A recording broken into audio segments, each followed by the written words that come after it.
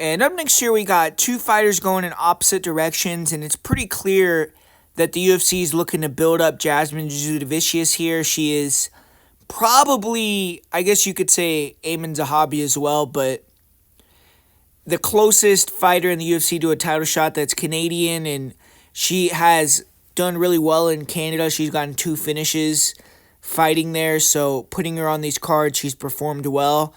And they've slowly but surely been giving her better and better competition, and now she is going to fight a former champion here, someone that is a 2-division title challenger, a fighter that has wins across 3 divisions, finishes across 3 divisions in the UFC, and that's Jasmine Andrade, one of the best female fighters that has ever graced the octagon. But Andrade currently, even though she's 3 years younger, which is, if you ask someone that's doesn't know their ages, you'd be a little bit surprised by that, just because Jasmine is newer in the UFC, 33 to 36. Jessica is starting to slow down. She's taken a lot of damage. She's been in the UFC for over a decade, and you could see that wear and tear kind of finally starting to show up. She's even gotten knocked out a couple times.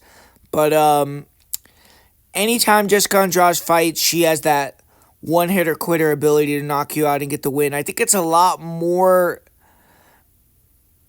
there at 115 and a lot more dangerous, but at 125 she still has that power, and Jasudavicius does stand in front of fighters, and that's going to give Andrade that ability to potentially land some big heat early. I think Jasudavicius has to go to the body, Andrade has to go to the body.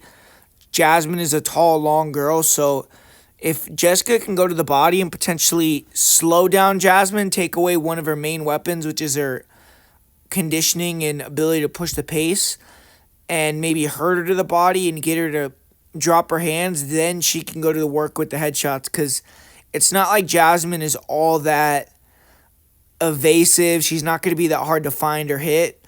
She does have decent ability to kind of move around and stay long and pull you into shots, but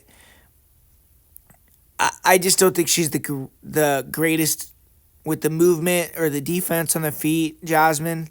And Jasmine, though, what she's going to have the advantage on Andrade, and we've seen Andrade, when she gets taken down against bigger girls, she can get kind of beat up. If you can get her in that crucifix position, we've seen her get finished there multiple times, and Jasmine is actually good at getting into that position. So I think it gives Jasmine an opportunity to get a finish. And if Jasmine gets on top, she's a beast.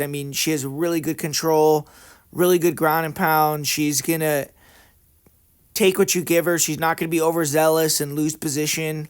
And she's just going to wear on you and beat you up and slowly take your will away. And she's shown that she has some submission game. She's gotten a Darce a couple times when fighters would try to stand up against her. She has those long arms, and she can get you tired and get you out of there and make you want to quit. So that's how she's gotten most of her submissions. And I just feel like it's her moment at this time. I thought that Lipsky was going to be a tough fight for her, which she dropped the first round in that one, but she was able to come back and really dominate, get the finish in the third. And even her last fight, I thought that could have been potentially a harder matchup than it was.